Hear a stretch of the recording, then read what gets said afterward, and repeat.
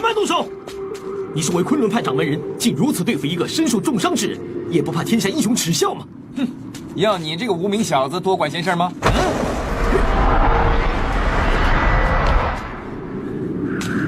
小子，你是谁？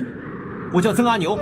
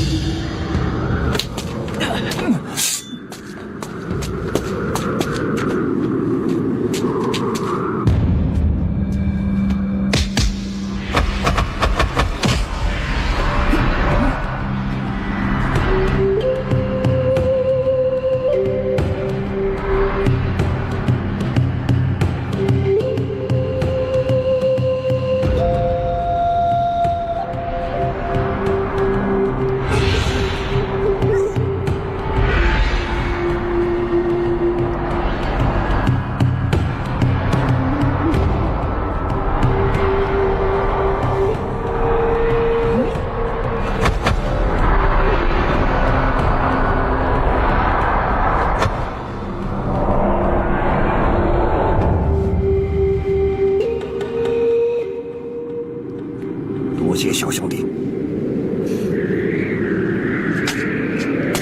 何太冲，老夫领教你昆仑剑法。空文大师，事先说好的，双方依照武林规矩逐一对战。不错，明教自杨左使以下全败下阵，但我殷某人还没有死，也没有认输。大师乃一派宗师，不可出尔反尔，以多取胜，屠戮我明教。各门各派，稍等片刻，我等必须言而有信。真是麻烦，我空通五老就是来解决白眉鹰王。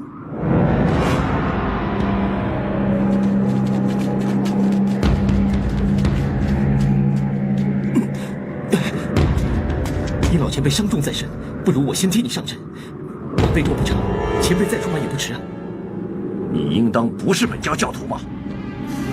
晚辈不属明教，也不属天鹰教，但对老前辈心仪已久。今日和前辈并肩拒敌，乃是分所应当。不妥！你的内力深厚，老夫自叹不如。但是本领再强，也敌不过对方源源不断的武林高手，连番上阵。我尹天正为教而死，理所应当。你与明教毫无瓜葛，没有必要白白断送在这光明顶上。喂，废话讲完了没有？你老前辈，前辈。您老前辈说，你们5个不配跟他比拳，除非先胜得过我，再跟他老人家动手不迟。你小子是什么东西？今天让你知道崆峒派七伤拳的厉害。人生5行，心属火，肺属金，肾属水，脾属土，肝属木，再加阴阳2气，一练7伤，七者皆伤。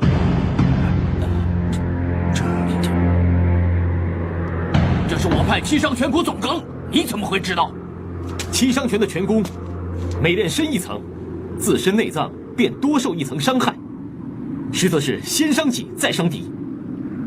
以晚辈的拙见，前辈的七伤拳还没练到家。殷老前辈，你先歇息吧，这一仗晚辈代劳了。小兄弟，多加小心呐！小子，太看不起我们崆峒派了。大哥，少跟这小子啰嗦，看拳掌！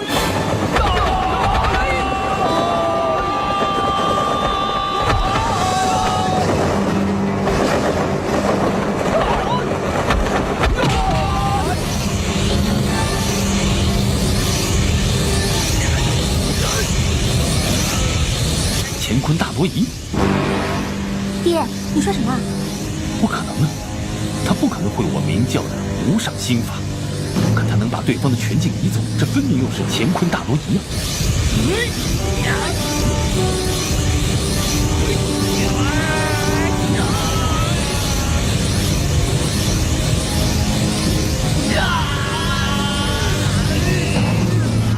对，怎么不对啊，爹？就算是乾坤大挪移，没有足够的内力是不能运用自如的。爹，不要再乱猜了，待会儿等他打完了过来问他一下不就得了？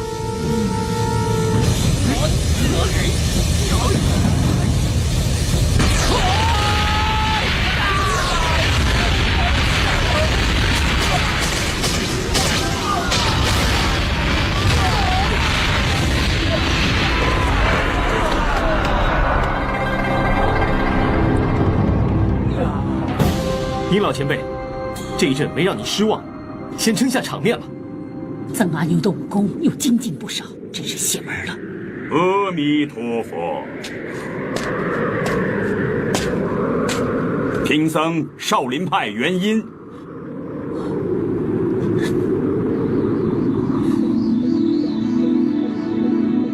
是你，当年就是你在武当山力争我爹灭龙门镖局，害得我父母因而惨死。这些人，你一定要牢牢地记住，别急着报仇，要慢慢地等下去，只是一个都别放过。张无忌呀，张无忌，今日的大事是要调解6大门派和明教的仇怨，千万不可为了一己私心，闹得难以收拾。少林派的过节，日后再算账也不迟。施主强行来此出头，到底受了何人指使？我问你话，你为何不答？我来是盼望6大派和明教罢手言和，并未受任何人指使。要我6大门派跟魔教罢手言和，难上加难。如果施主不是魔教之人，出家人以慈悲为怀，我可以不为难你。请下山吧。怎不见贵派的元真大师呢？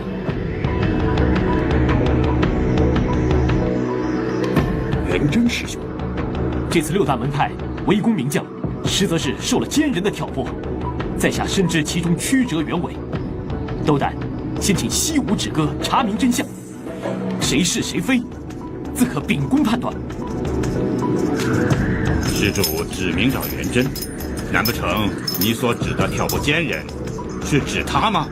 不错，只要元真大师出来跟在下对峙几句，我保证他的奸谋就能大白于世。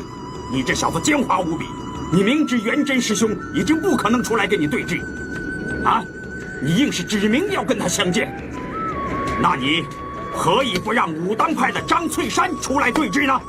元音大师，和你说话注意分寸。元婴大师，这张武侠的名讳，其实由得你乱说的。普天下之人皆知张翠山自甘下流，受魔教妖女的诱惑，最后落了个好色之报。不许你侮辱张武侠！出家之人，据实而言。你住口！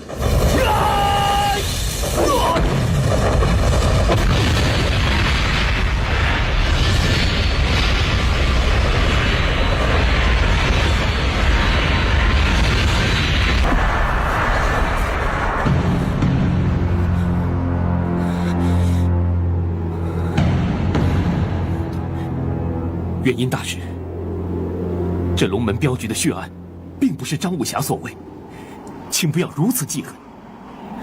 何况张武侠都已经自刎身死了，再大的仇恨都应该化解了。大师是出家人，四大皆空，何必对旧事如此念念不忘呢？哼，小施主，你武功了得，我没话可说。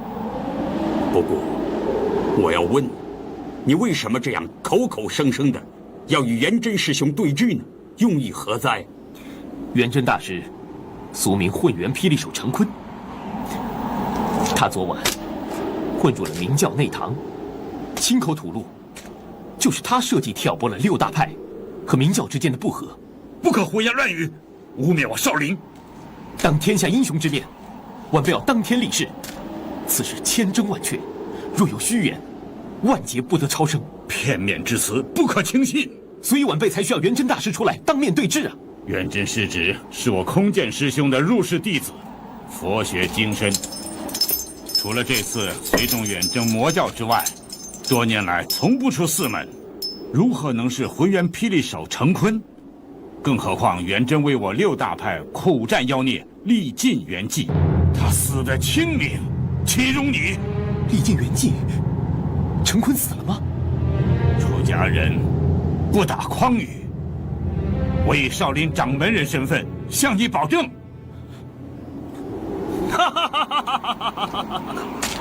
洪文大师所言不虚，他和我师弟李天元比掌，结果是一死一伤啊！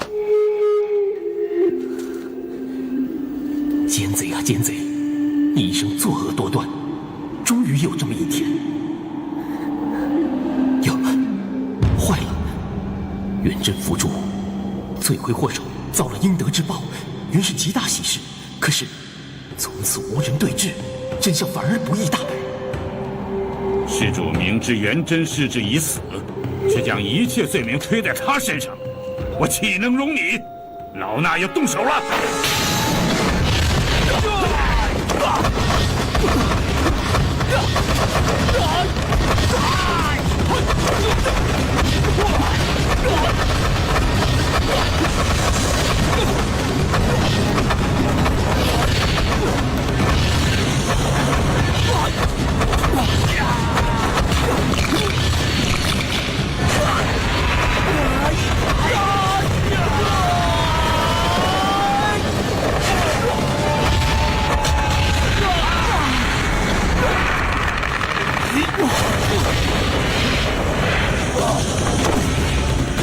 是龙爪手，小兄弟，不可大意啊！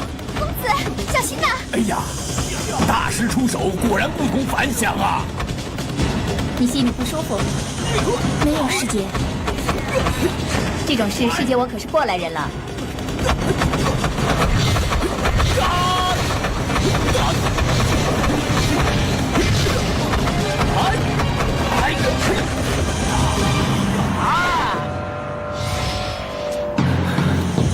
踢云纵，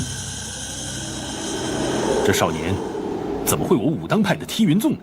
哼，施主，你这是逃命，不是比武。大师招招要我的命，我就只有逃了。大师如果真要比武也行，小可奉陪。不过，要是我赢了大师，那要如何？好，年纪轻轻，口气倒不小。如果我在拳脚上输了你，要杀就杀，要斩就斩。大师言重了。若是晚辈输了，自当听凭大师处分，不敢有半句一言。若是侥幸能够赢得一招半式，还请大师退下光明顶。老衲不信龙爪手治不了你。少林派龙爪手乃天下擒拿法中无上绝艺。既然你知之甚详，此时投降。不急，我话还没说完呢。方才对招的时候，我发现大师的36招龙爪手练得好像有一点不太对劲儿。好，一句话，你要是破解得了我的龙爪手，我立即回少林寺，从此不出寺门。大师言重了，请出招吧。你要是还以轻功闪躲，这场比武是打不完的。行，晚辈若是再倒退半步，便算输了。好，赢要赢得公平，输也要输得心服。接招，捕风观影，头巾五色，劈抗，倒虚，倒残，手缺80连环。捕风捉影，抚琴五色，劈抗倒虚，倒残手缺。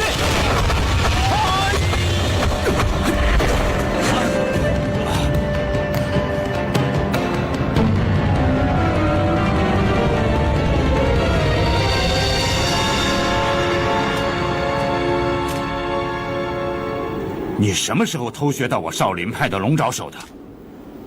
是刚刚大师教我的。龙爪手是我少林秘学，为何这少年能后发先至？而且出招的手法尽力，方向不违，更是稳训兼备，有如数十年苦练之功一般。他真有过目不忘、现学现会的本事吗？这龙爪手如此厉害，必是经少林派数百年来千锤百炼，是可说是不败的武功。只要我学了乾坤大挪移后，能很快地记住他的招式，一样画葫芦，以龙爪手与他对攻。若真要以别的拳法取胜，当真十分艰难。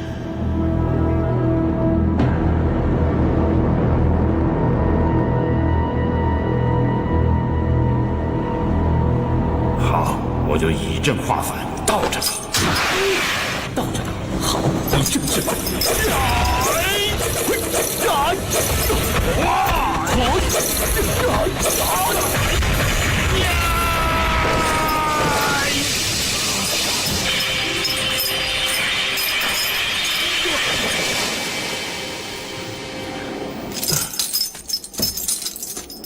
罢了，曾施主的确比老衲高明的多了。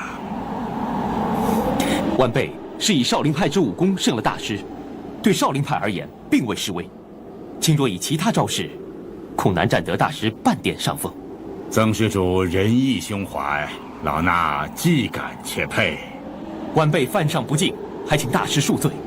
这龙爪手到了曾施主手里，竟然能有如此威力。日后有时间往驾临敝寺，老衲要一尽地主之谊，多多请益。不敢不敢，少林派武功博大精深，晚辈年幼学浅，还盼来日有机缘请大师指点。阿弥陀佛。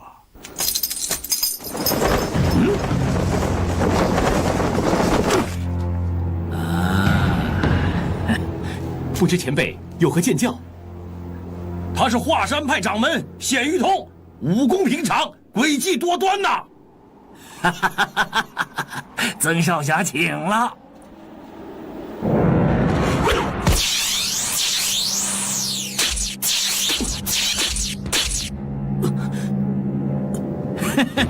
你团中穴中我丧门断魂钉，最多我3个时辰。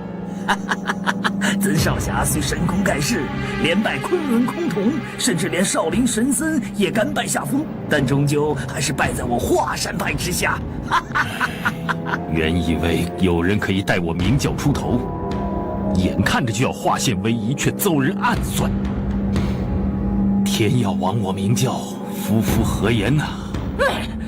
我等就是拼到最后一口气，也不让6大门派顺心如意。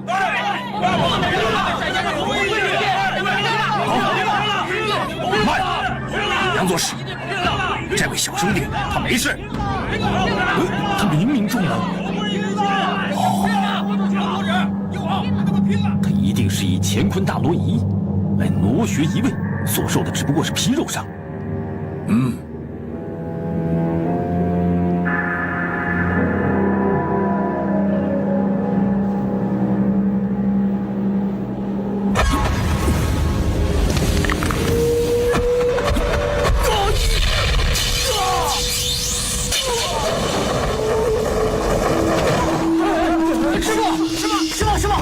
师傅，师傅，好，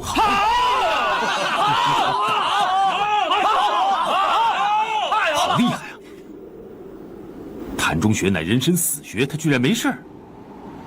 但不知是哪位高人门下调教出这等惊世罕见的少年鹰侠。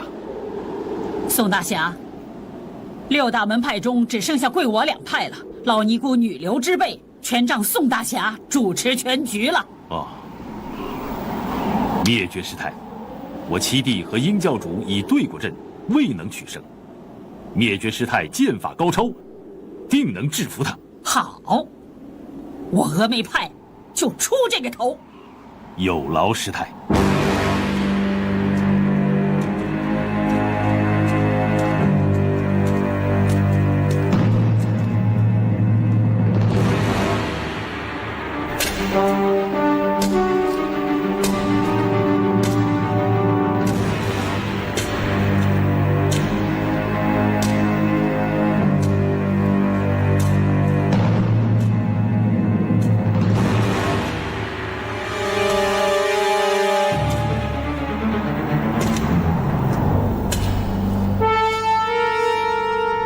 且慢！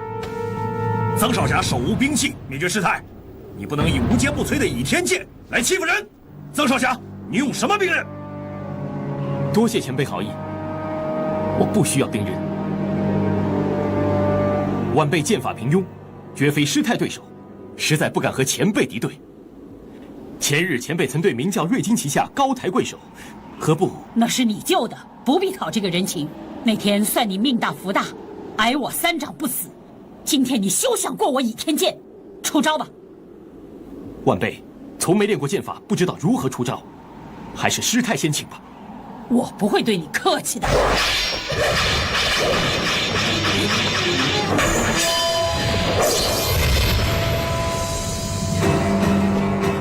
好一把倚天剑，我去帮你夺来。少胡来，别想破坏我的计划。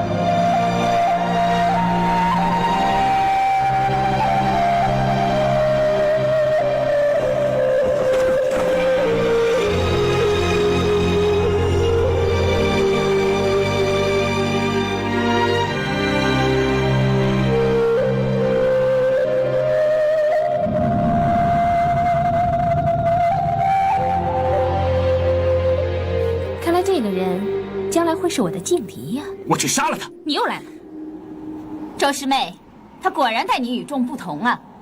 芷若，你还不过来？这个姓曾的怎么会对芷若特别眷顾？难道他们……命君一语点醒我，这小子偏偏留下芷若的兵刃不夺，莫非他俩有什么暧昧？芷若，你还不快过来！过来呀！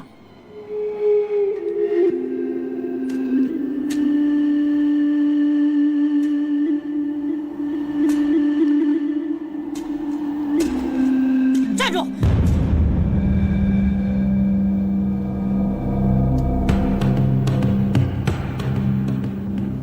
局面已经尴尬无比，张公子如此待我，是不必当我和他私有情弊，定会逐我出师门，成为武林中所不齿的叛逆。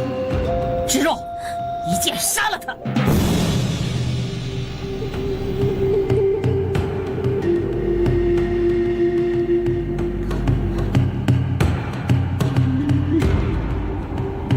杀了他！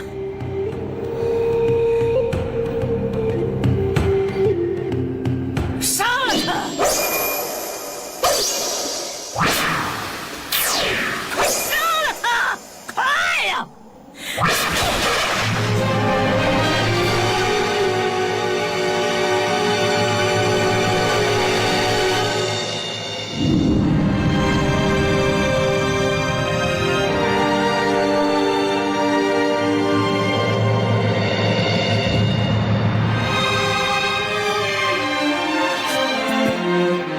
杀我！对不起，师命难违。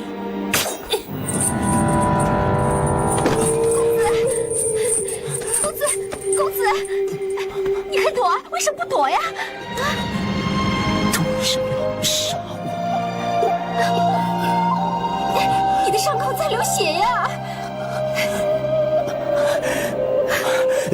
公子。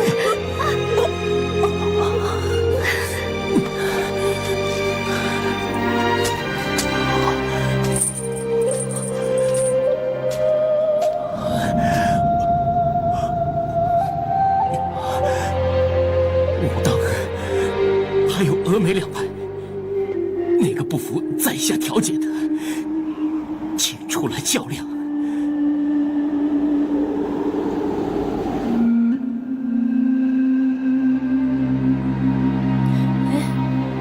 怎么了？好倔强的人，他的神态怎么会那么熟悉呢？峨眉派认输，你若不死，日后再行算账。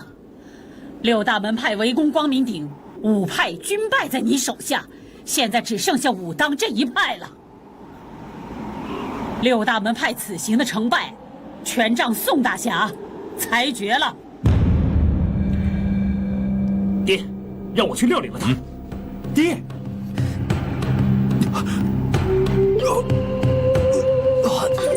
公子。要我武当派乘人之危，去对付这么一个重伤的少年，良心难安呐！大哥，以小弟之见，大局为重，我五兄弟的明争为轻。柳叔，您的意思呢？您说句话呀！魔教作恶多端，除恶务尽，乃我辈侠义道的大节。名声固然重要，但现今两者不能兼得，当取大者。请主要小心。是。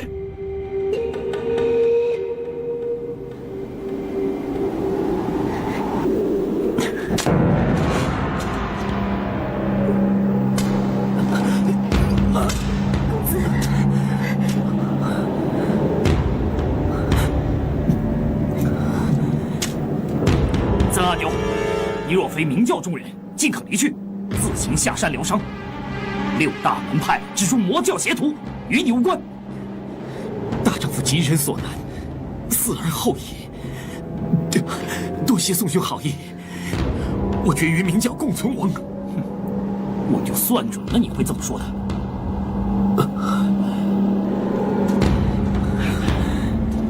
武当有意放你生路，你竟然执迷不悟，碍于大局，宋青书只有得罪。令尊宋大侠谦谦君子，天下无人不服。没想到他独自心计，竟如此城府。曾少侠，你对我们明教已经是仁至义尽了，弟兄们感激你了。到这一步就不要再斗了。姓宋的，老夫接你几招。少少，小丫头，你干什么？有本事你杀了我再说。你别担心，他杀不了我。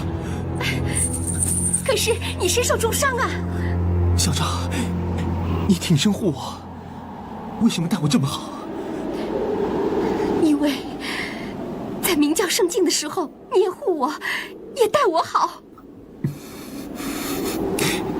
一个你，一个珠儿够了。就算我现在死去，我也算有红粉知己了。小丫头，走开！校长，你让开，相信我。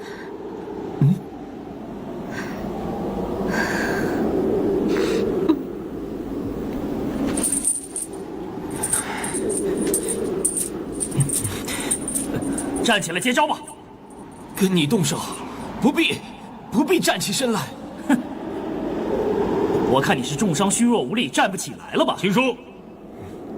点他的穴道，令他动弹不得，千万不要伤他的性命。孩儿知道。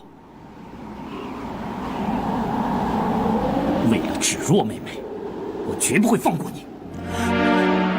原来你是为了周姑娘才迁怒我，原来你喜欢。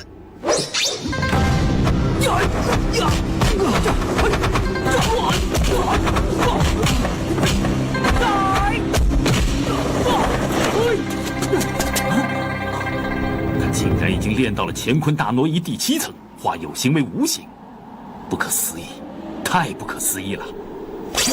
不可！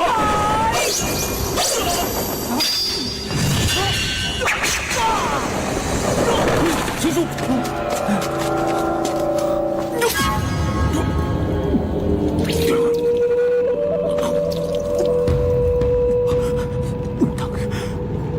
武当是否还要派人？去吧。各位，今日之事，我武当派已尽了力了。像是魔教气数未尽，上天派来这个奇怪少年，前来相助明教。我们若再执意缠斗不休，那么我们这些名门正派和魔教之间又有什么分别呢？对，大哥说的是，咱们即刻回山，听师傅指点太极功。日后武当派定会卷土重来，待这少年伤愈之后，再决胜负。武当就此告别，还请各位门派一起下山歇息吧。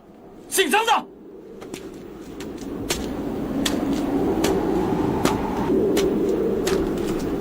我和你无冤无仇，不想伤你。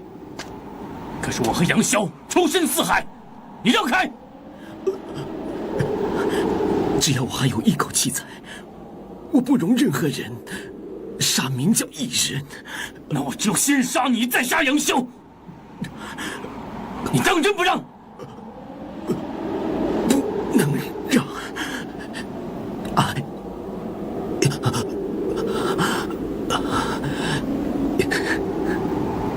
尹六叔，你就杀了我吧。你找什么？尹六叔，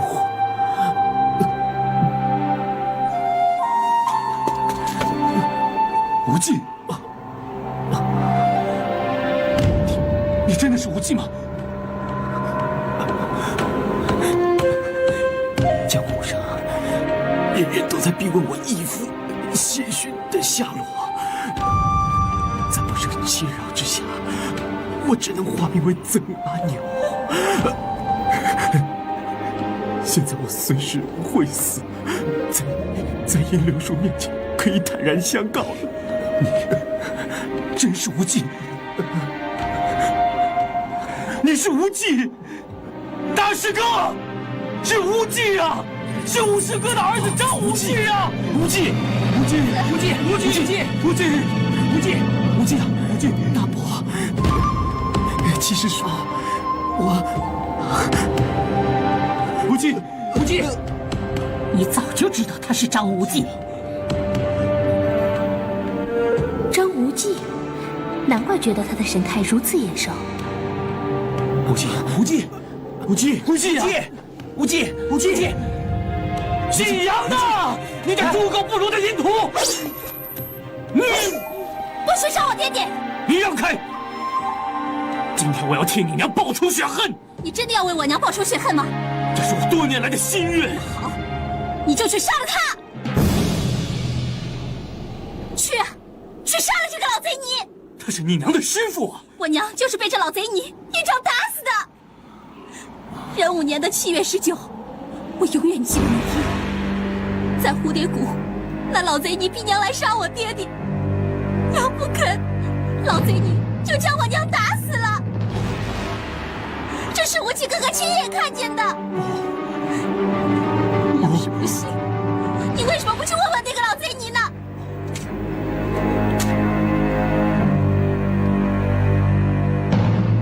师太，他说，季姑娘是。不错，我灭绝一向明人不做暗事，季孝夫不顾廉耻，与杨逍偷情生子，这已经是违背师门。他不遵师命，还不愿去刺杀杨逍这个淫徒恶贼，这等的孽徒留在世上有何用啊？不，殷六侠，为了顾全你的颜面，我一片好心，始终隐忍不言。这等无情无耻的女子，你何必念念不忘于她呢？不，我不信，我不信小夫会对我寡情无义。你问问这女孩子，她叫什么名字？我叫杨不悔，我娘说了，这件事情她永远也不会后悔。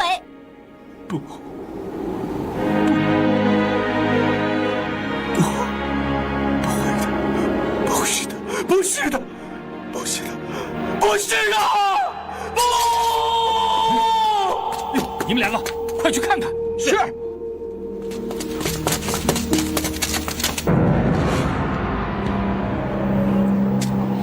一场好戏，竟然让张无忌给破坏了。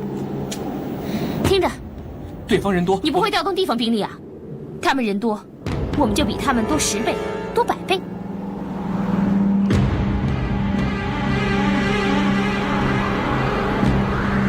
芷若，我们走。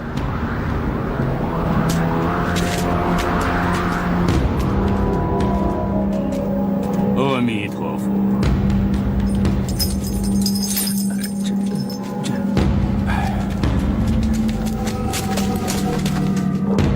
大伯、七叔，恕侄儿先前无礼。不妨，不妨。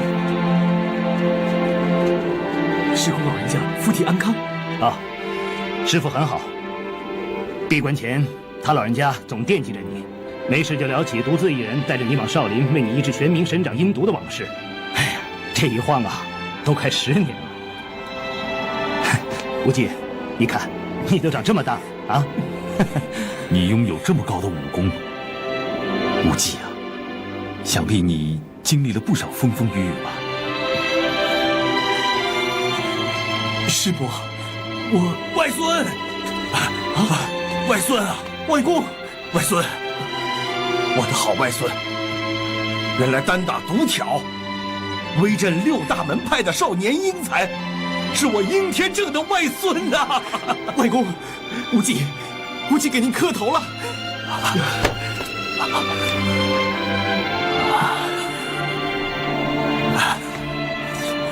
无忌。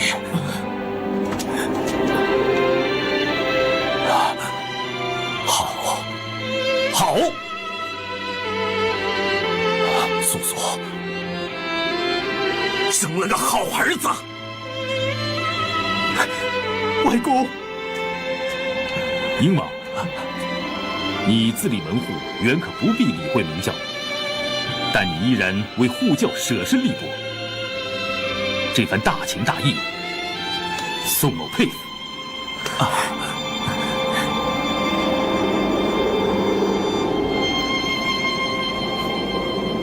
无忌啊，你可以下山吗？我，张公子，张公子，无忌伤重，恐无法远行啊。那好吧，等痊愈之后，定要回武当一趟，也好让你师公见见你啊，叫他老人家高兴高兴啊。我会回去的，我也想师公。我会回武当的。快把我元真师兄的法体交出来！不然我一把大火烧得你们个个尸骨全无。哎，你发什么癫呢你？这是笑话吗？你这活秃贼我们都不要，要元真那死和尚干什么？原因，我们一直都在此处，并未见魔教人来过此地，也绝不可能有人在我们眼下带走元真。可是元真师兄的法体确实不见了。只有一个解释，怕是其他门派收取本门死者尸身之时误收了去。张施主，大师，别忘了你我之约呀。若得空，小可定当登寺拜访。阿弥陀佛，老衲要回少林了。无忌啊，今日一战，你名扬天下，对明教更是恩重如山。盼你以后多多规劝引导，使明教改邪归正，少做坏事。据侄儿所知，其实明教，侄儿尊奉大伯教诲，自当全力而为。那好，我们也该告辞了。记着，商议好啊，就马上回来啊。知道了。告辞了。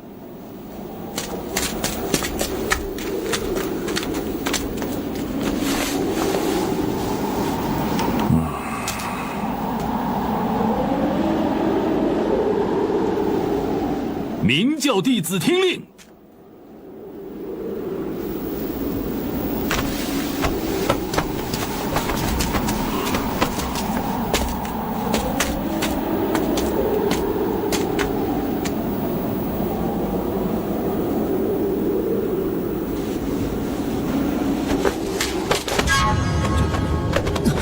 叩谢张教护教救命之恩，谢张教家护教救命之恩。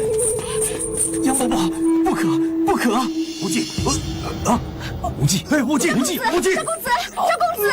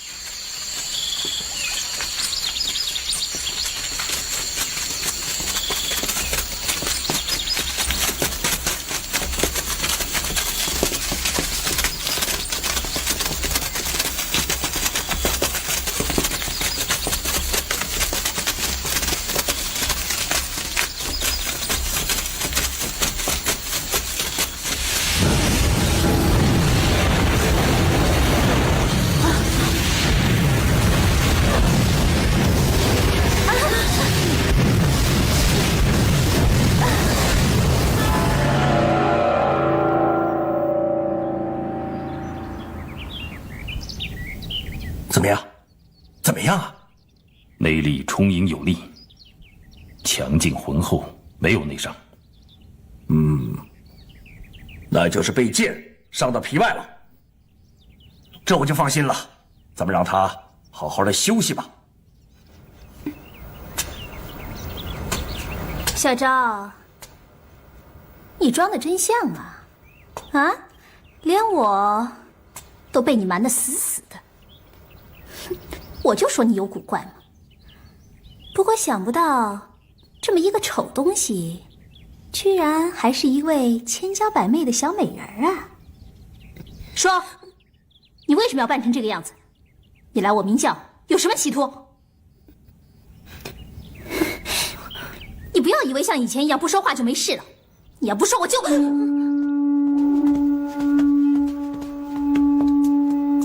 山下告警，难不成六大门派输的不服，去而复返？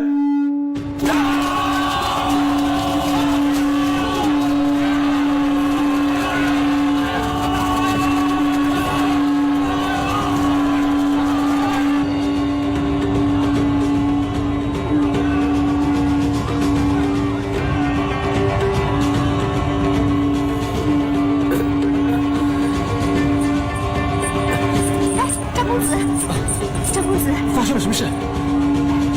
哎，你不能下床！明教一定有难。敌人从南面攻上山来，弟兄们抵挡不住了。是些什么人？五烈，连环中的五烈带着巨鲸帮、海沙帮、神拳门，还有丐帮、三门帮、乌山帮由北面攻上山来。这些跳梁小丑，他们也敢攻上门来？对方虽是小门小帮，只不过兄弟们多数有伤在身，所以不敌。有胆就上光明顶，老夫英雄。没事没事。我们7个先是中了成坤的幻音旨，还没恢复元气就拼6大门派，到现在一口真气儿都提不上来呀！白眉，我看你比我也好不到哪儿去。你没看我们伤的伤，瘸的瘸，连个养伤的时间都没有啊！这些平时不起眼的小帮派，却成了我明教的致命大患。我们不能束手就擒，不能任由他们骑到我们明教头上。我们跟他们拼了！跟他们拼了！杨伯伯，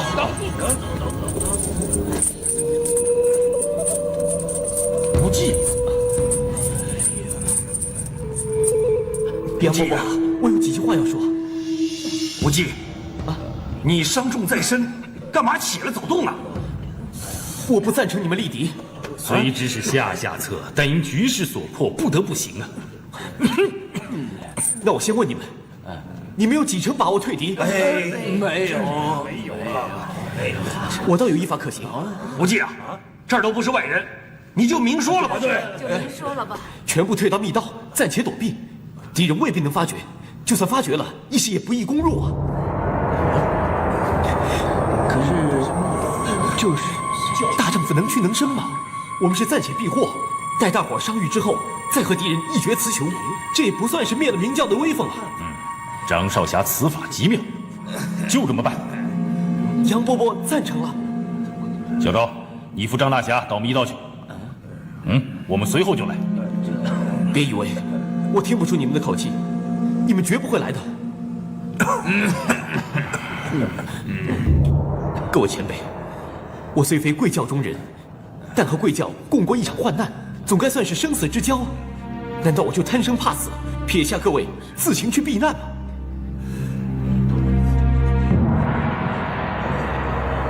无忌啊，你有所不知，明教历代传下严规，这光明顶的密道，除了教主之外，本教教众谁也不得闯进，擅进者死啊。不过你跟小昭不是本教之人，不必守此规矩啊。对，张小侠可以去。杨左使，我们守不住了，敌人就要上光明顶了。你们明教这不成文的严规，难道就没有变通的方法吗？有变通之法。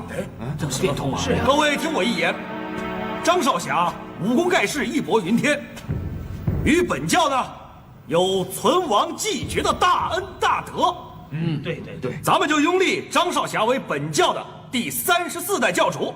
倘若教主有令，号令大家进入密道，大伙儿遵从了教主之令，那便不是坏了规矩。行，我们5散人举双手赞成。我没意见。我看张少侠，我年轻识险，无德无能，不敢当此重任啊。再说我师公张真人当年谆谆告诫我，不可深入明教，我秉承在心，所以无忌，我是你外公啊，难道你外公亲不过你师公吗？啊，你自己想一想，入不入明教，自己看着办。公子，那封信。啊，谢谢你提醒我。杨伯伯，这是我从驿道中带出来的杨教主所写的一封遗书。杨教主遗命是要我义父金毛狮王暂设教主之位。问你一句话，张少侠，你是否练就了乾坤大挪移？是因为回答我是还是不是？是。那么明教教主就非你莫属了。杨伯伯，明教只准教主才有资格练就乾坤大挪移。换句话说，你练会了乾坤大挪移，就是当然的教主。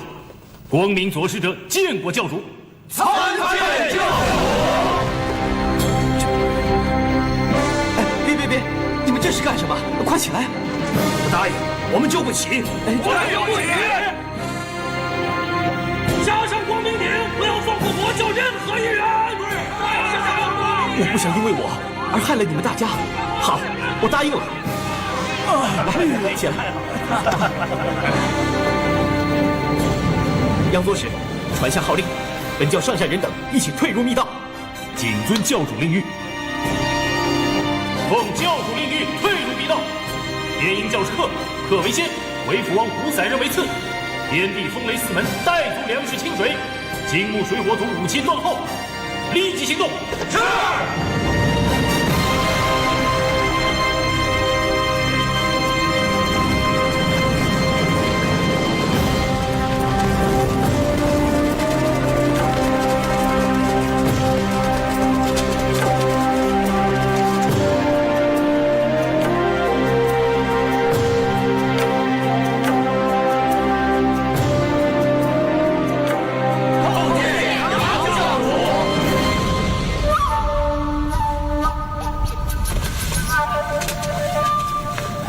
这份就是乾坤大挪移心法，交给你。属下不敢受。杨左使，钱教主的遗书上写的明明白白，乾坤大挪移心法暂由谢逊接掌，日后转给新教主。以属下之见，还是由新教主掌管比较好。是，对。好吧，我就暂时保管，大家先各自疗伤，等伤好了再说吧。是。啊。好，这样。魏父王，你有事啊？请教主恕罪。快起来！教主，属下不敢起身。你是为了当年把我打下峡谷的事啊？来，要不是你那一掌啊，张无忌就不会站在这里了。我因缘际会练就九阳神功，把身上的寒毒驱除了。说起来，你是功不可没。我要谢你还来不及呢，怎么会怪你呢？属下惭愧啊！要问你一件事。教主，请说。珠儿呢？珠？哦，教主说的是殷白梅的孙女儿殷离呀。你绑走了她，你怕是吸她的血了吧？没有，属下吸人血也是因人而定的。珠儿是殷白梅的孙女儿，我斗不过白眉鹰王。这么说，珠儿她还活着？是，教主。教主。我知道你练寒冰绵掌而走火入魔，我虽不敢说精通医理，但也颇有涉猎。让我看看你的三阴脉络是否受损。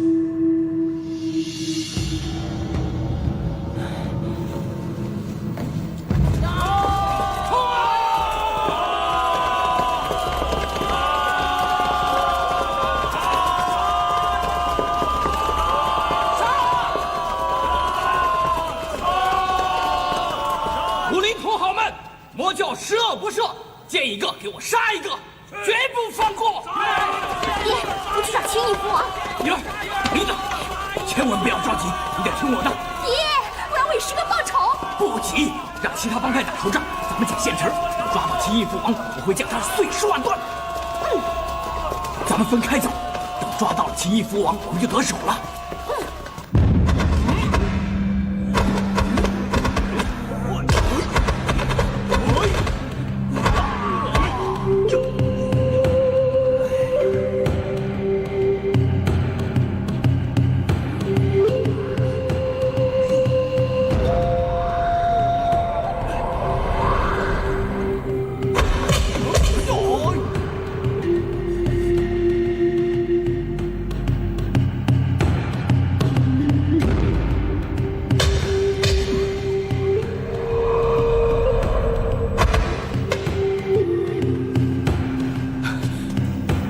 感谢教主以九阳神功为属下解除了数十年的痼疾。哎，秦启，你的无意让我得到机缘，我这是回馈于你。为父，从今以后你就不必吸人血抗寒毒了。不用了，不用了。赵公子，杨左使有个不请之请，请你把小昭的锁打开。徒儿，把小昭的锁打开。钥匙放在抽屉里面，走的时候匆忙没有带出来吗？那不妨，小昭，你去跟不悔妹子去拿钥匙吧。嗯。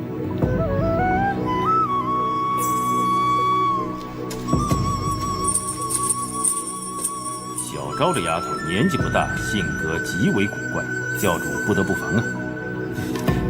我对她装成急眼歪嘴、驼背学者的怪样着实好奇，我也问过她的来历，她不说，我也不便追究。倒是她对我出自真诚的关心，我感激在心。要不是无忌哥哥开口，我才不会给你开锁呢。小姐，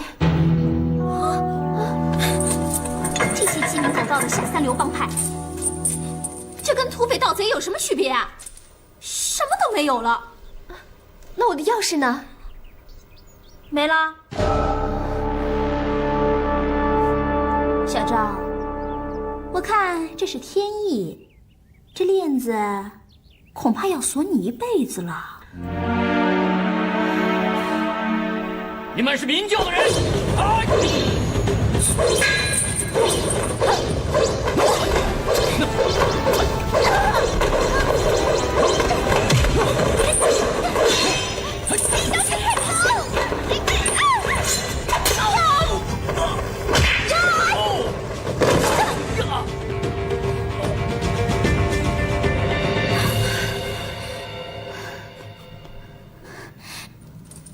小昭，小姐，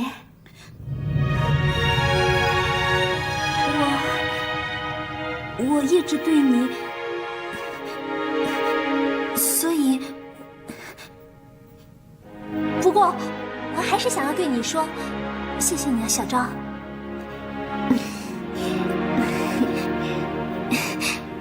我年纪比你大，如果你不介意的话，就叫我一声姐姐。小昭不敢，我一直对你不好。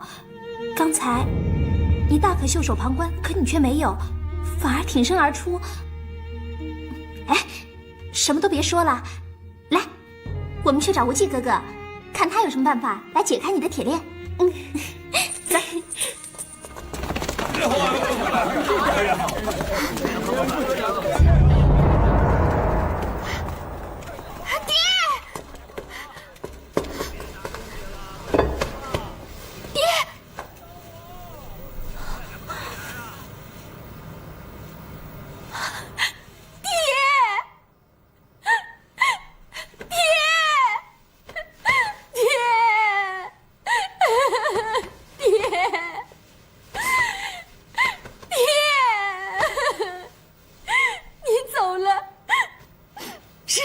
走。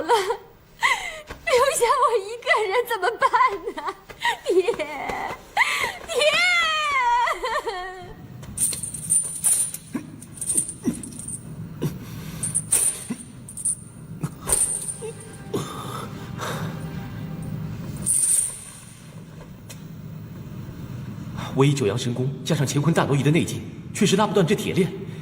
杨左使，这铁链是什么材质做的？这个铁链是我们上代教主无意中得到一块陨石，经试炼，其中所含的金属质地和世间的任何都不同。曾命瑞金奇的巧匠试铸兵刃不成，退求其次，铸成此链。这样啊，难怪拉不断，看来没钥匙是开不了了。是的。小昭，你放心吧。打开锁链之事就包在我身上，我会另想办法打开的。哦，没关系的，反正我戴着脚链已经戴习惯了，走起路来叮叮当当的，反而觉得好听，还是戴着好吧。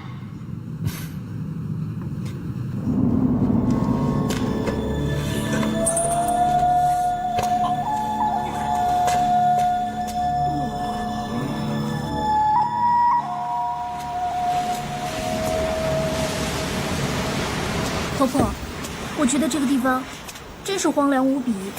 恐怕这里很难找啊。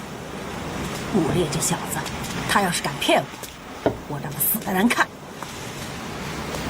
走，找找看。哦。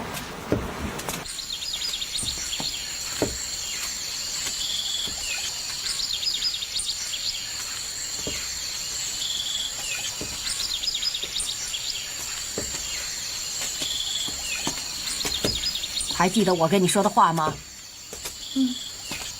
说话呀！当然记得。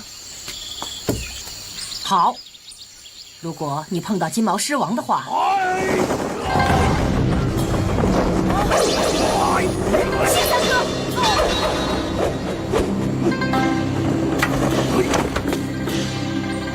韩夫人，韩夫人，是我。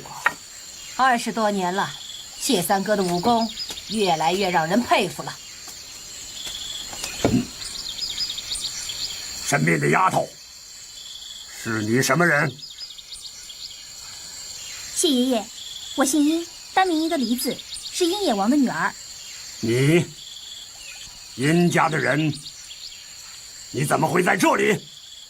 婆婆是我的师傅。婆婆。没错。岁月不饶人，大家都老了。韩夫人，我隐居在冰火岛，你今天来，妹子是专门来找谢三哥的。真正的为我？到底是为了哪个？哼，想想看，又有谁知道谢三哥住在这儿呢？是小孩子讲给你听的。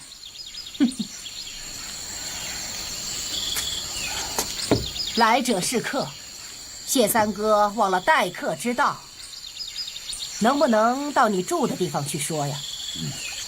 不方便。谢三哥，先回答我的问题。我张武帝夫妇，他们可好吗？不好。你说什么？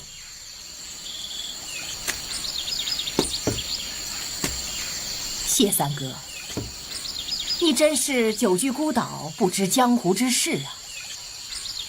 张翠山夫妇在10年前就已经身亡了。讲清楚，你讲清楚。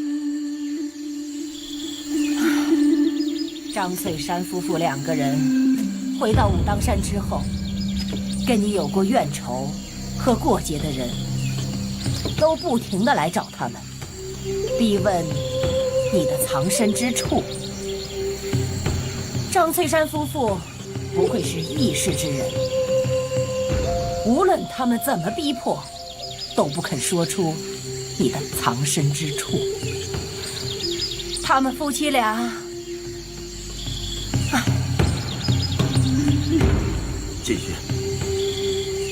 继续讲下去。张翠山夫妇为了保卫你的藏身之地，他们被逼得无路可退，是你的仇家逼得他们双双自杀呀！他们讲晚点来冰火岛向我讨，还讲好在这里等，还讲好在这里等的。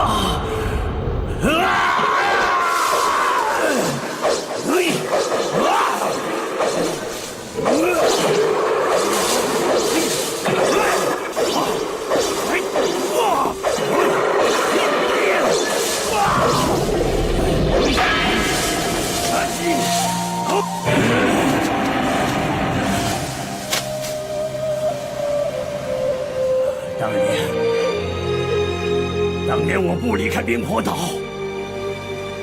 也不希望你们夫妇离开，怕的就是有此结局。武帝、素素，是大哥害了你们。是哪个害了你们夫妇？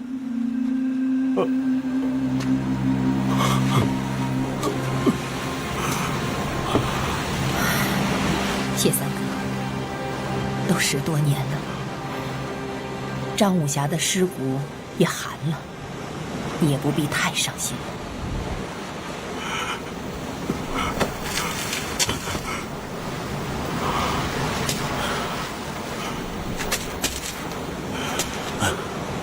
你告诉我，是谁逼死我张武帝夫妇的？当时我不在场，怎么会知道呢？好吧，就算我知道。不过我很好奇，谢三哥，你想怎么做啊？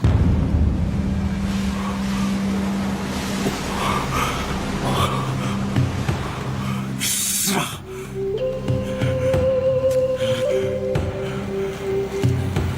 我杀！我金毛狮王不惜血染江湖，也要为我张武帝夫妇报仇。恐怕谢三哥是心有余而力不足吧？你说什么？不是我妹子泼你的冷水，你现在双目失明，连自己的生活起居都照顾不了，还怎么能杀人报仇呢？我不管这些，必须管。谢三哥现在如此冲动，不仅办不了大事，反而会亲者痛，仇者快。你说什么？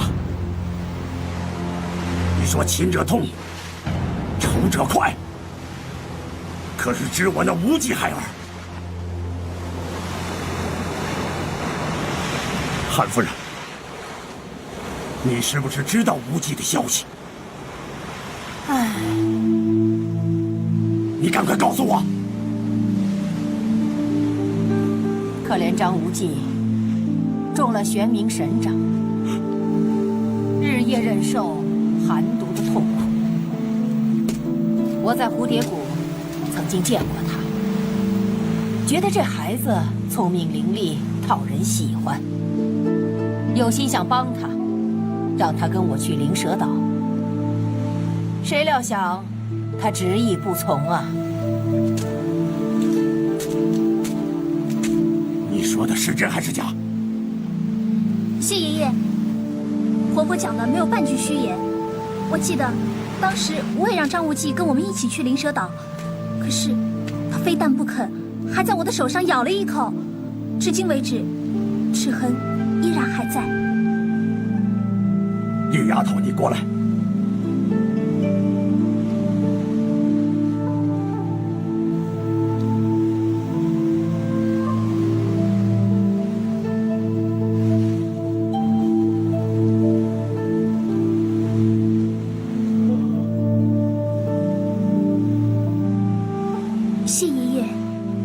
说的话绝非假话，虽然事情已经过了10年了，但是阿离对张无忌依然甚是牵挂。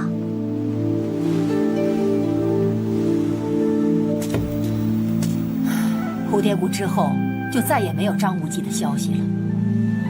想想看，一个不到10岁的孩子，又是没有父母的孤儿，并且身受重伤，在江湖上游走，一定是处处被人欺负。哎呀，真是可怜呐！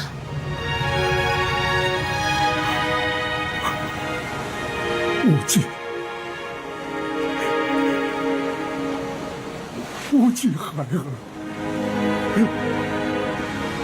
这样吧，谢三哥，无忌我来替你找，你的仇我来替你报。只要你把这屠龙刀借给我，妹子我不行。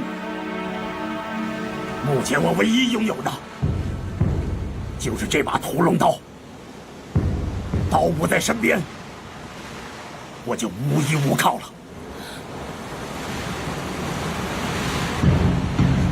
快点！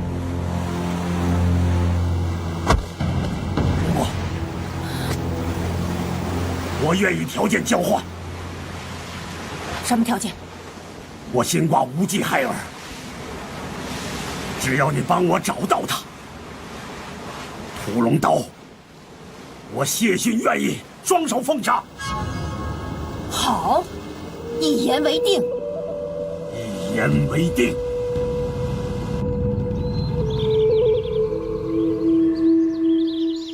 教主，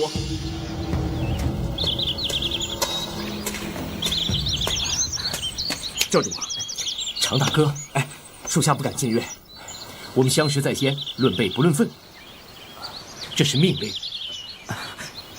无忌兄弟，这才是我认识的常大哥。刚才一直在忙，没得闲跟你打招呼。世事难以预料，真是没有想到，当初你在蝴蝶谷医好了我的伤，后来又以曾阿牛之名救了我一命。无忌兄弟，我欠你的人情，这辈子都还不了啊！快别这么说，咱们认识一场也是缘分呢。是啊，今后常遇春以教主唯命是从，又叫我教主。哎，我想上光明顶看看。我陪你去。不用了，我一个人去倒也方便。那教主，哎，无忌兄弟，小心点。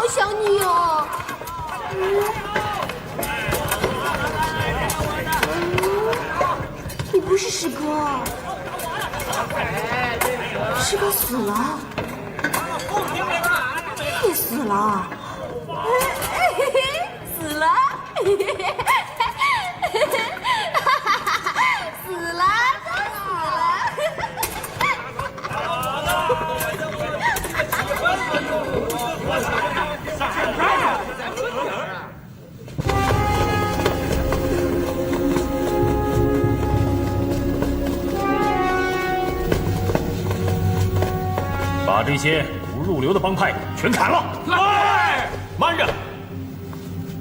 明教有我张无忌掌理后，就绝不滥杀无辜。只要你们放下武器，就饶你们不死，并送你们下山。还不快走，等死！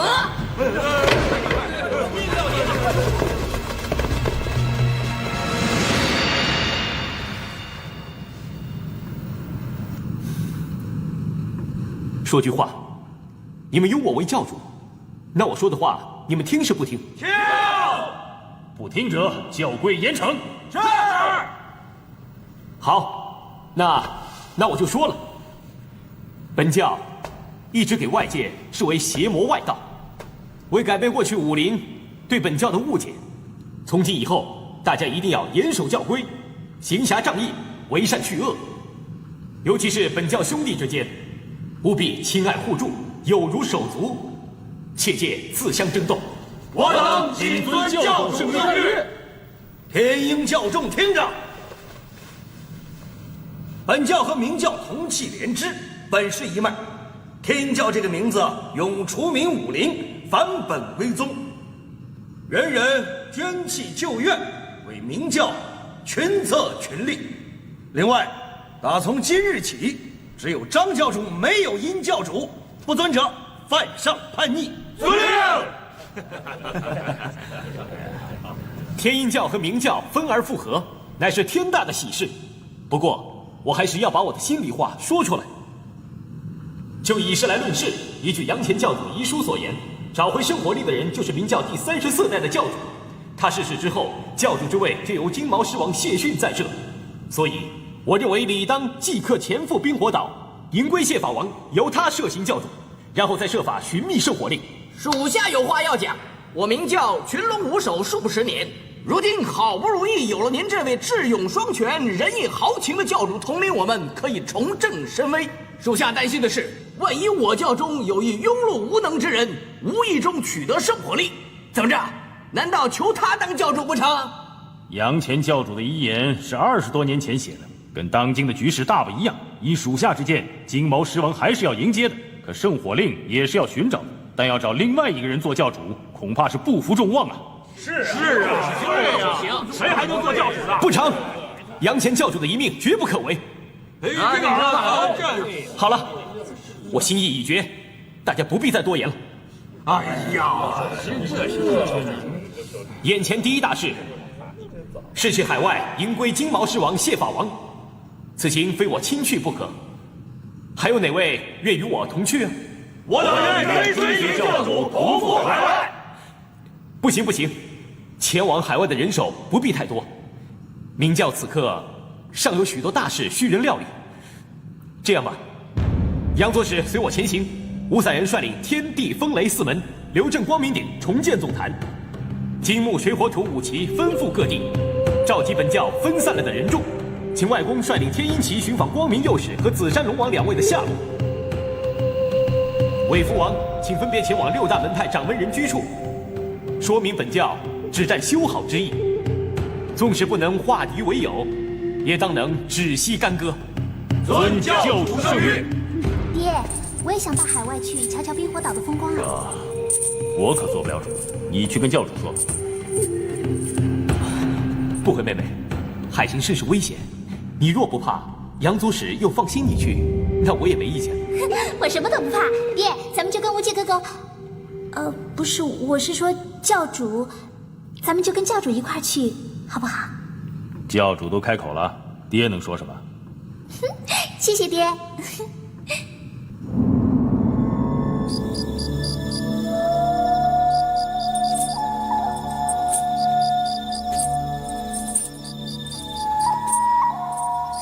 小周，我到处在找你啊。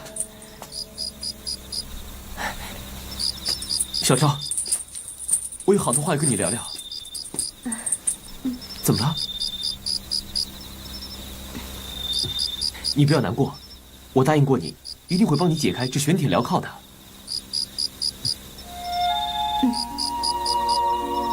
你好像有很多心事啊。没有，公子教务繁多，不必再为小昭一人费心了。你要跟我聊什么？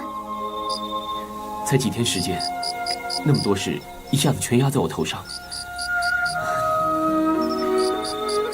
说是机缘也好，说是天意也好，我忽然莫名其妙地学会了乾坤大挪移，又赶鸭子上架成了明教教主，这些突发状况，我真的承受不了了。我觉得你处理得很好啊。我没有经验，完全是凭直觉来做我该做的事情。小赵，我真的开始有点忧心，怕往后的路不好走。公子，不管你怎么做，我觉得只要仰不愧天，俯不愧地，问心无愧就好了。小赵，跟你聊聊，我的心情真的放松了很多。在其位谋其事，我先去把义父接回来再说。至于你嘛，你就安心留在光明顶上住着，等我把义父接回来，再借他的屠龙刀给你斩头镣铐。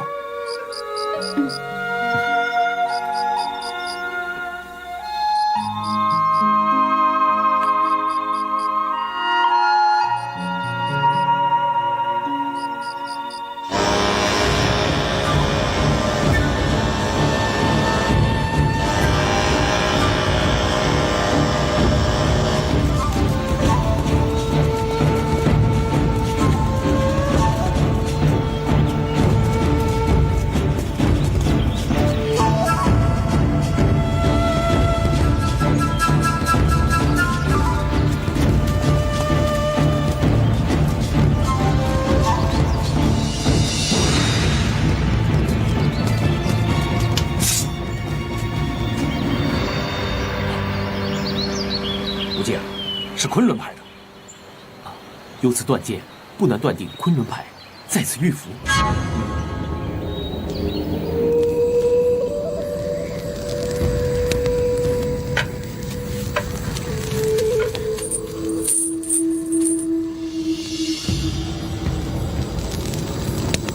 小赵，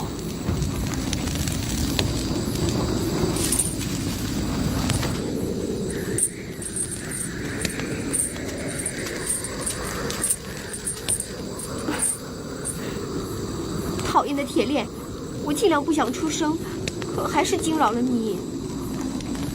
小赵，你怎么跟过来了？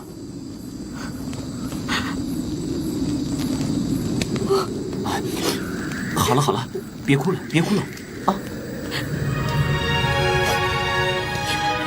我一个人在光明顶，没有亲人，又没有地方可以去。公子待我好，你到哪里，我也跟到哪里。我带你走。公子真的要带我去冰火岛？还是公子待我好？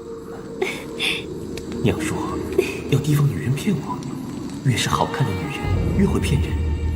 可是我碰到的芷若、不悔、小昭、珠儿他们对我都很好，娘的话对吗？是峨眉派的人。我们是峨眉门下，见到火光而来，请教在下张无忌。请问路上可有遇到我师父灭绝师太？据在下所知，灭绝师太离开明教光明顶已有数日之久了。师姐，我就说我们跟师父错过头了。不可能啊！师父要咱们分3路接应，又有信号火箭联络，怎么会错过？各位，打搅了，告辞。保重。教主，我看这事必有蹊跷。灭绝师太打道回峨眉山，不该和接应他的门人错失才对啊。是啊，各门派源头都有自己特殊的联络暗号，哪有不见踪影之理啊？先是崆峒派，后是峨眉派，事情有点不太对啊。天亮上路后，为防意外，由我来打前哨。好。教主，属下就此告别，赶回天鹰教，完成教主令谕，寻得光明右使范瑶和紫山龙王。外公，这是咱爷俩话别，不要那么硬邦邦的。好，听你的。无忌，此去冰火岛可要一路小心呐。我不会有事的，见到舅舅代我向舅舅问好。哎，我也是纳闷啊，他和白堂主先我赶来光明顶，到现在我还没有见到他的面，我心中好是担心呢。会不会跟珠儿？珠儿？谁是珠儿？这说来话长，我改天再跟你详述吧。外公，一路顺风啊！好，告辞。记得那天舅舅跟我一起去追尾一笑，半途发现天鹰教有警，难道说舅舅着了道？教主，教主，前面有情况。是少林寺僧。一路中行，发现了不少门派都遇害，这怎么回事？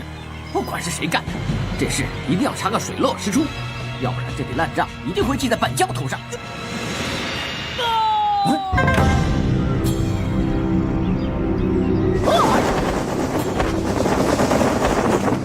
怕有是其他门派遇害。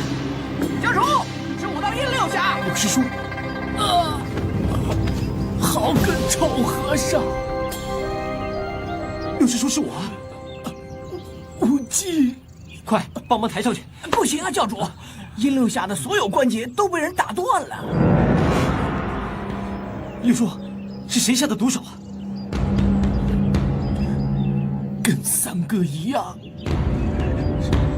是少林金刚之力所伤。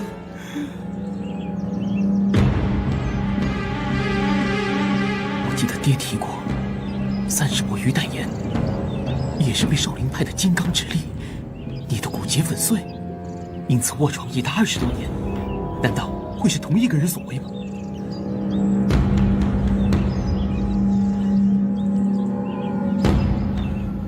六师叔，您不要太难过，您把这事交给无忌，我一定会让伤你的人难逃公道。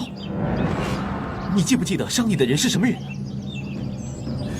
当时天太黑，对方出手又快，实在看不清楚。肯定是光头没错。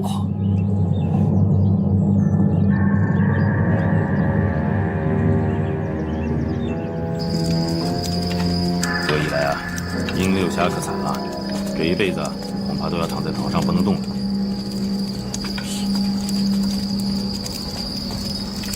爹，你回来了。啊，无忌哥哥呢？哦，在那边。啊。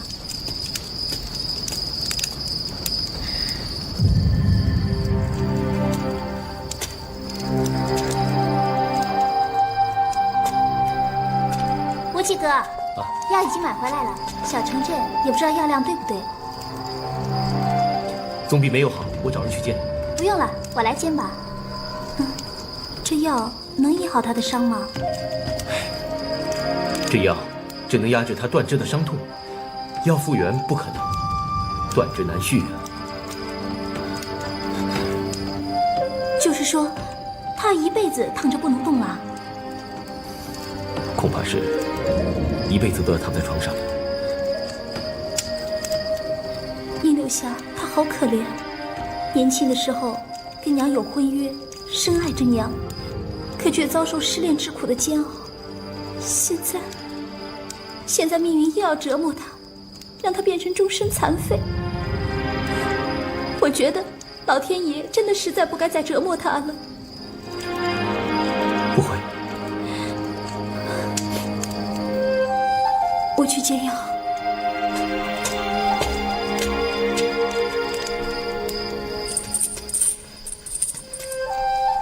不悔说的不错，老天爷是不该再折磨六叔了。你清楚，当年爹娘之所以自杀，全是为了对不起三伯。今日六叔，您又被同样的手法所伤，我再不去少林寺逼出那个罪魁祸首，我怎对得起我的爹娘啊？公子，吃饭了。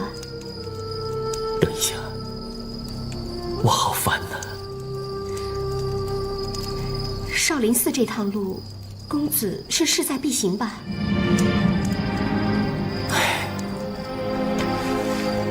我爹娘、三伯，还有六叔，都跟这个少林派的行凶之人有关，我不能不去。公子担心，这次去了少林寺，假若少林派肯坦率交出罪魁祸首，那是再好不过。否则，以公子明教教主的身份，势必要和武当派联手对付少林。这一步路是你最不想走的。我已严令明教兄弟，不忍向各门派帮会寻仇生事。可是六叔，我不能视而不理呀，这是我的私事。可是我却要因私废公，朝令暮改，这叫我怎么服众啊？再说，这祸端一开，此后冤冤相报，只怕又要争斗不息。像我出丹寺大人，就碰到这么一件极棘手的难题。我诚心诚意的要止息战争，但凶杀血仇却破人而来。唉，我担当了明教教主这一重任，推不掉，甩不脱，恐怕从今以后，烦恼艰困，将是无穷无尽。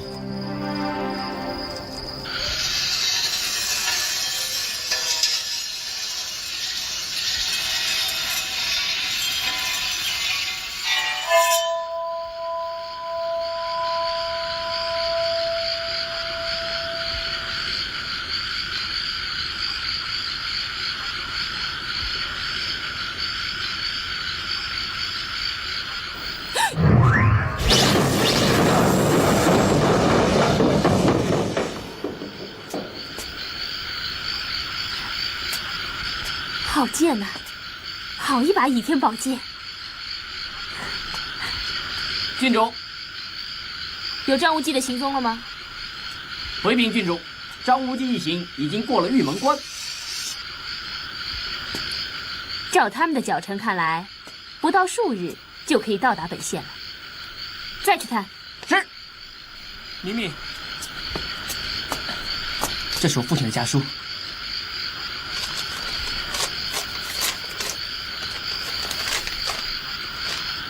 我母亲病危，要我和你回家一趟。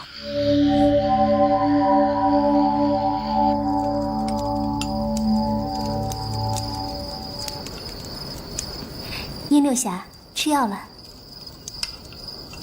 来。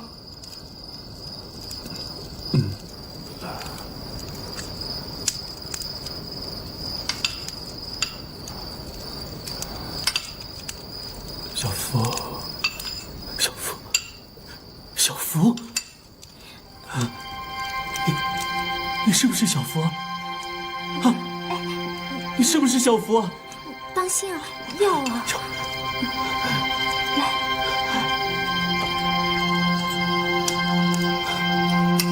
小福，你知道吗？你知道吗？我好想你。小福，你要答应我，永远不要再离开我，好不好？啊？好了好了，你先把药喝了吧。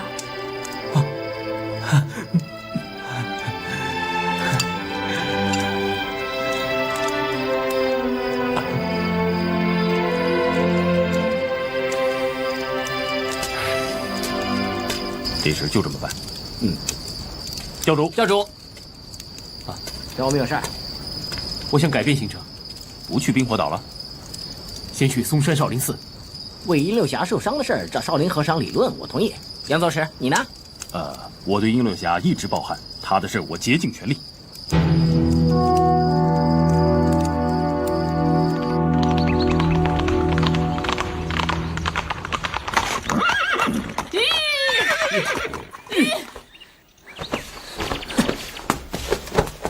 小王爷。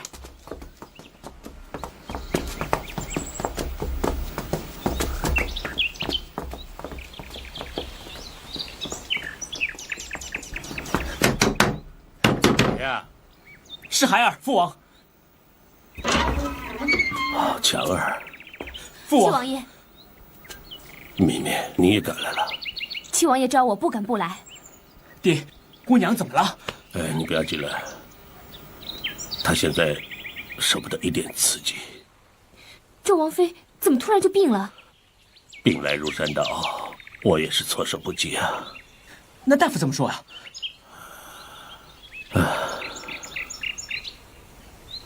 父王，尽力，只有尽力了。为父叫你回来，有两件事。第一，我要让你陪在你母亲身边，度过她所剩无几的人生时日。再者，就是我决定让你跟敏敏早日完婚。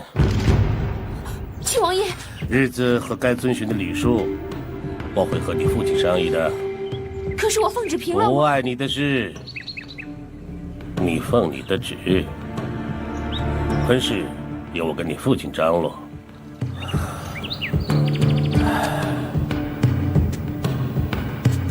只可惜你母亲不能安享儿孙绕膝之乐。但是我要让她见到独子完婚，我不希望她抱憾而去。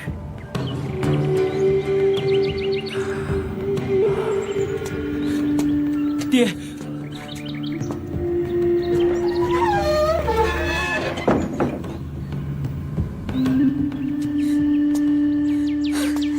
明明，明明，我不在你身边保护你，你自己要万事当心啊！你要小心啊！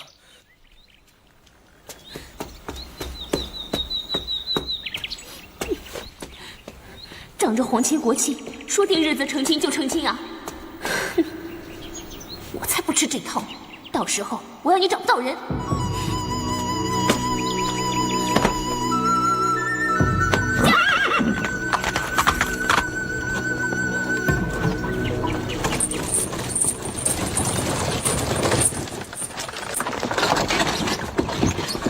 先暂住这里，安顿好六叔后，杨左使、韦福王随我去少林寺。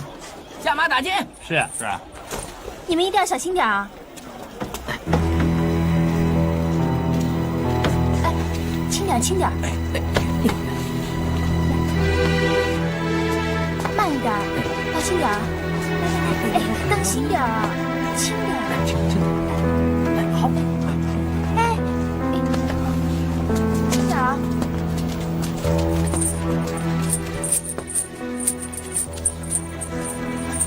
教主，请。来人呐！再叫我打死你！看什么看？就挖谁眼珠子？谁眼珠子？你给我死！天剑，哎呀，还是爱啊！哎！